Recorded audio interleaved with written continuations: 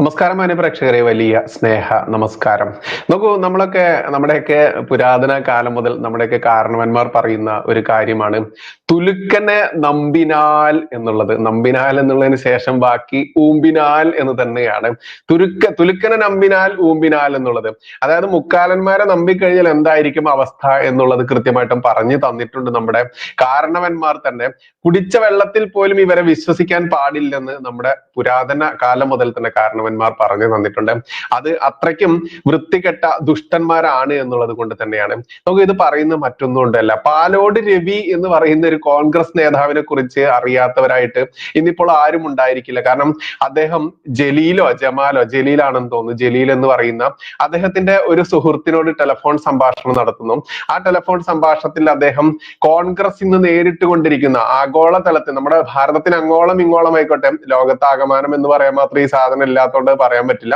പക്ഷെ RSS ആയാലും ഈ പറയുന്ന BJP ഒക്കെ ആണെങ്കിലും RSS ഒക്കെ ലോകത്താകമാനമുള്ള സംഘടന തന്നെയാണ്. ആ സംഘടനക്കെതിരെ കുരയ്ക്കുന്ന ജിഹാദി വർഗത്തേക്ക് നമ്മൾ കാണാറുണ്ട്.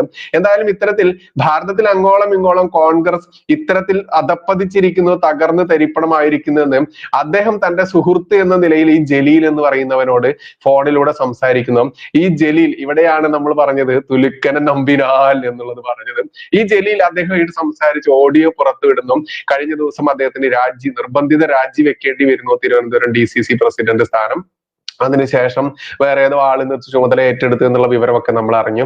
നോക്കൂ, ശശി തരൂർ അടക്കമുള്ള ആളുകളെ എങ്ങനെയാണ് കോൺഗ്രസ് ഉപയോഗിക്കുന്നത്, അതല്ലെങ്കിൽ എങ്ങനെയാണ് കോൺഗ്രസ് അവരെ വെളിയിലേക്ക് ചവിട്ടി തള്ളുന്നത് എന്ന് കണ്ടുകൊണ്ടിരിക്കുന്ന നമ്മൾക്ക് ഈ പറയുന്ന പാലോട് രവി എന്ന് പറയുന്ന മനുഷ്യന് നേരിട്ട ഈ ദുര്യോഗത്തെയും അത്ഭുതപൂർവ്വം കാണേണ്ടതൊന്നുമില്ല. കാരണം ഇനി ഇവിടെ സാധ്യമാവുക വളർച്ച പ്രാപിക്കുന്ന ഏക പാർട്ടി BJP ആണ് എന്നുള്ളത് കഴിഞ്ഞ ലോക്സഭാ ഇലക്ഷൻ ആയാലും നിയമസഭാ ഇലക്ഷൻ ആയാലും എല്ലാം നോക്കി പഠിച്ചിട്ടുള്ള, അതിന്റെ ചരിത്രം കണക്കുകൾ പരിശോധിച്ചിട്ടുള്ള ആളുകൾക്ക് മനസ്സിലാക്കാനാവും. അതുകൊണ്ട് തന്നെ ശശി തരൂരും ഈ പറയുന്ന പാലോട് രവിയൊക്കെ നാളെ BJPയുടെ സമുന്നത നേതാക്കളായി വരും, അതല്ലെങ്കിൽ പൊസിഷനിൽ വരും എന്നുള്ളത് നിസ്സംശയം പറയാം. കാരണം ഇവർക്കൊന്നും വേറെ മാർഗമില്ല എന്നുള്ളതാണ് യാഥാർത്ഥ്യം.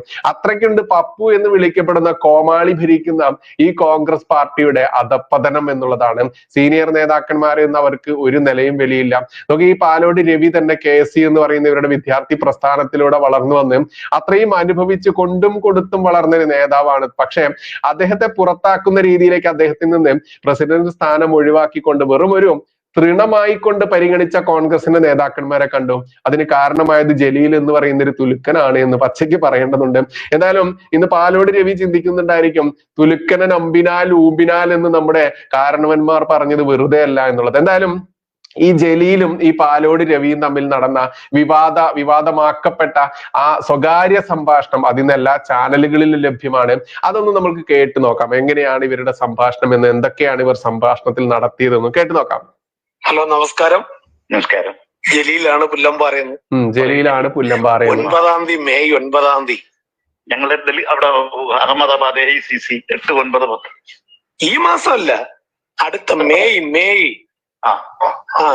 9-ാം തീയതി തലേക്കുന്ന് ബഷീർ സാറിന്റെ ഒരു അനുസ്മരണം ഞങ്ങൾ വെക്കുകയാണ്.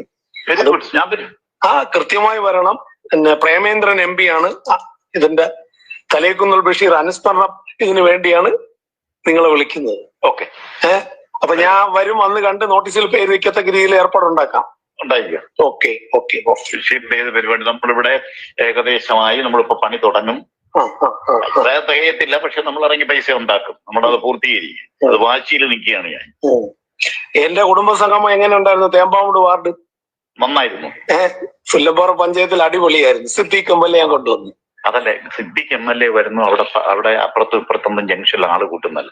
സകല വീടുകളുമായി ഒരു വാർഡിൽ ബന്ധം ഉണ്ടാകണം. 6 മാസത്തിൽ സമയത്തിന് നോട്ടീസ് അടിച്ചുകൊണ്ട് പോയാലും അവര് ഇല്ല, അത് നടക്കൂല. അന്ന് ഞാൻ എന്റെ കാലുവെങ്കിൽ എല്ലാ വീടിലും ഏതാണ്ട് 245 വീട് ഞാൻ കയറി ഇറങ്ങിയവനാണ്. എന്നാൽ ആള് വരും. ഈ തെരഞ്ഞെടുപ്പിന് ഒരു നോട്ടീസും അടിച്ചോണ്ട് ഒരു സ്ഥാനാർത്ഥി വെച്ച് ചെന്നാൽ ഒരുത്തൻ നമുക്ക് വോട്ട് ചെയ്യില്ല. ഇല്ല. എനിക്ക് അന്ന് മറിച്ച് ഇപ്പോഴേ ഓരോ വീട്ടിലും ചെന്നിരുന്ന് പരാതികൾ കേട്ട് പരാതികൾക്ക് പരിഹാരം ഉണ്ടാക്കാമെന്ന് പറഞ്ഞ് വീണ്ടും ആ വീട്ടിൽ പോയി വലിയൊരു ചങ്ങാത്തം ഉണ്ടാക്കി അവരെന്തെങ്കിലും ചില കാര്യങ്ങൾ ഇങ്ങോട്ട് പറയും. ഉണ്ട്, ഒരുപാടുണ്ട്. നമ്മളെ ഒരു വാർഡ് മെമ്പർ എന്ന് പറയുന്ന നസീർ അബൂബക്കറാണ്. അവൻ ആ വാർഡിൽ ഞങ്ങൾക്ക് ചെല്ലാൻ വളരെ ബുദ്ധിമുട്ടായിരുന്നു. അവനെയും കൂടെ കൊണ്ടു ചെന്ന് കഴിഞ്ഞാൽ അവൻ ആളിൽ ചീത്ത വിളിക്കുന്ന ഒരു രംഗമായിരുന്നു. അതെല്ലാം സാന്ത്വനപ്പെടുത്തി. എല്ലാരെയും നിങ്ങൾക്ക് ബുദ്ധിമുട്ടുണ്ടായി അദ്ദേഹത്തിന്റെ ആരോഗ്യസ്ഥിതി നിങ്ങൾക്ക് കാര്യങ്ങൾ നടക്കാൻ ഇനി പാർട്ടി ഇവിടെ ആനുകൂല്യം തന്നെ പാർട്ടി കമ്മിറ്റി ചർച്ച ചെയ്ത് നിങ്ങൾക്ക് പ്രയോറിറ്റി അനുസരിച്ച് ഞങ്ങൾ തരാൻ തയ്യാറാണ്, നിങ്ങൾ പാർട്ടിയെ ജയിപ്പിക്കൂ എന്നാണ് ഞാൻ പറഞ്ഞത്. അല്ലാതെ ഒരു മെമ്പർ എന്നുള്ള രീതിയിൽ വ്യക്തിപരമായി നമ്മൾ തരൂല ഇനി. അപ്പൊ അങ്ങനെയൊക്കെ പറഞ്ഞു. അതുപോലെ തന്നെ ഞങ്ങൾക്ക് ഒരു പരാതി ഉള്ളത് നമ്മുടെ എന്നല്ല, ഞങ്ങളുടെ ഭാഗത്തു കൂടെ നിൽക്കുന്ന കുറച്ച് പയ്യന്മാരുടെ ലിസ്റ്റ് ജവഹറിന്റെ കോർ കമ്മിറ്റി അംഗീകരിച്ചു കൊടുത്തിട്ടുണ്ട്. ജവഹർ ഇന്നേ വരെ അത് അവരെ കമ്മിറ്റിക്ക് വിളിക്കുന്നില്ല, ഭാരവാഹിത്വം വെക്കുന്നില്ല. ശരി, പറയാം. അത് പറഞ്ഞേ പറ്റുള്ളൂ, അല്ലെങ്കിൽ ഇവനെ നമ്മളെല്ലാം കൂടെ എടുത്തിട്ട് തട്ടുകൊടുക്കും. ഇവന് 4 സ്ഥാനമുണ്ട്. ഒന്ന് മണ്ഡലം തച്ചുകൊടുത്താലേ നമ്മൾ 3ാം സ്ഥാനത്ത് പോകുള്ളന്ന്. അവിടെ പഞ്ചായത്ത് ഇലക്ഷൻ 3ാമത് പോകും, നിയമസഭയിൽ ഉച്ചകുത്തി താഴെ. നീ നോക്കിക്കോ, 60 അസംബ്ലി നിയോജക മണ്ഡലത്തിൽ BJP എന്ത് ചെയ്യാൻ പോകുന്നെന്ന്. അവൻ കാശ് കൊടുത്ത ആളുകളെ വോട്ട് വാങ്ങിച്ച് ഈ പാർലമെന്റ് ഇലക്ഷനിൽ വോട്ട് പിടിച്ചതുപോലെ അവൻ 40,000 50,000 വോട്ട് പിടിക്കും. കോൺഗ്രസ് പാർട്ടി 3ാം സ്ഥാനത്ത് ഉച്ചകുത്തി. കേക്ക് മാർക്സിസ്റ്റ് പാർട്ടി ഭരണം തുടരുകയും ചെയ്യും. ഇതാണ് കേരളത്തിൽ സംഭവിക്കാൻ പോകും. അതോട് ഈ പാർട്ടിയുടെ അതോ ഗതിയായിരിക്കും.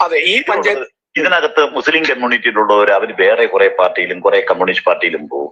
കോൺഗ്രസിനുണ്ടെന്ന് പറയുന്ന കുറെ ആളുകൾ BJPയിലും മറ്റേതെങ്കിലും പാർട്ടികളിലേക്ക് പോകും. ഇത് എടുക്കാത്ത ചരക്കായി ഈ വരുന്ന പഞ്ചായത്ത് ഇലക്ഷനും അസംബ്ലി ഇലക്ഷൻ കഴിയുമ്പോഴാണ് നശിക്കുന്നത്. അത് ഉറപ്പാണ്. പ്രത്യേകിച്ച് പഞ്ചായത്ത് ഇലക്ഷൻ നമ്മൾ യാതൊരു ബ്ലോക്ക് ഭാരവാഹികളുടെ കാര്യത്തിൽ 100 പേരെ വയ്ക്കും. പാർട്ടി ഇറങ്ങി നടക്കാൻ ആളില്ല. പ്രസിഡന്റുമാരുടെ ലിസ്റ്റ് ഇവിടെ തന്നെ വേറും ബോഗസ് ആയിരുന്നു. അത് അവിടെ നിന്നല്ല, ഞാൻ ജില്ലയുടെ കാര്യം നാട്ടിൽ ഇറങ്ങി നടന്ന് ജനങ്ങളുടെ ഒക്കെ പോയി കണ്ട് നല്ലൊരു സംസാരിക്കാൻ 10% സ്ഥലത്തേ നമുക്ക് ആളുള്ളൂ. ഇത് നമ്മൾ മനസ്സിലാക്കാതെ മുമ്പോട്ട് പോവുകയാണെങ്കിൽ എന്റെ ജില്ലയിലെ വെറുതെ വീരവാദം പറഞ്ഞ് നമ്മളൊക്കെ നടക്കാമെന്ന് ഒഴിച്ചും ഈ പാർട്ടിയെ ഓരോ ഗ്രൂപ്പും പറഞ്ഞ് ഓരോ താല്പര്യവും പറഞ്ഞ് കൂടെ ഇതിനെ കുഴിച്ചു മൂടുന്നതിന്റെ ഉത്തരവാദിത്വം നമുക്കല്ല. തീർച്ചയായിട്ടും. ഇപ്പൊ പുല്ലമ്പാറ പഞ്ചായത്തിൽ പ്രസിഡന്റ് 4 വാർഡിൽ കുടുംബയോഗം വിളിച്ചില്ല. വെള്ളുമനടി, പന്തപ്പിലാവിക്കോണം, പാലാങ്കോണം, പുല്ലമ്പാറ മണ്ഡലത്തില് പാണയം. പക്ഷെ ഈ 4 വാർഡ് നമ്മളെ കയ്യിൽ നിന്ന് പോകുന്ന രീതിയിലാണ്. നമ്മളെ നേതാക്കള് മണ്ഡലം പ്രസിഡന്റ് ഇടുന്ന ഗ്രൂപ്പിൽ അങ്ങ് ഇടും.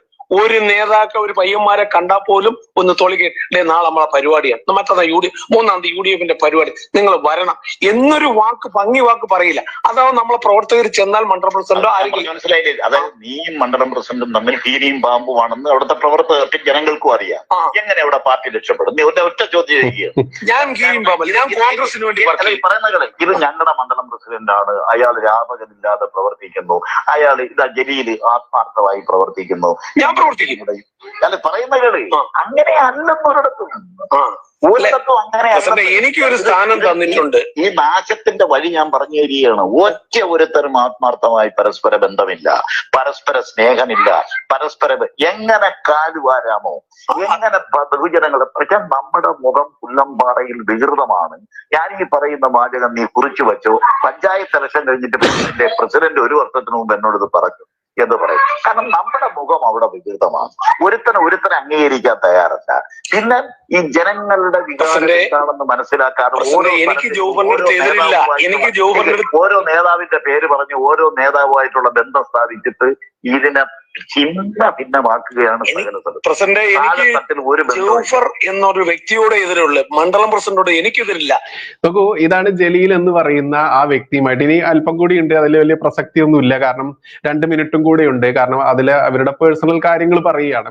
കോൺഗ്രസിന്റെ ഇന്നത്തെ യഥാർത്ഥ ഈ അവസ്ഥ എന്താണെന്ന് 2 സുഹൃത്തുക്കൾ തമ്മിലുള്ള സംഭാഷണം. ഒന്ന് ജലീൽ എന്ന് പറയുന്നു, ഒന്ന് പാലോട് രവി വിളിക്കുന്നു. ഈ പാലോട് രവി എന്ന് വിളിക്കുന്ന ആ മനുഷ്യൻ ഈ ജലീലിനെ വിളിക്കുമ്പോൾ ജലീൽ അത് റെക്കോർഡ് ചെയ്ത് അത് പുറത്തു വിടുക എന്ന് പറയുമ്പോൾ അതാണ് ഞാൻ ആദ്യം പറഞ്ഞത്, നമ്പിനാൽ ഊമ്പിനാൽ എന്നുള്ളത്.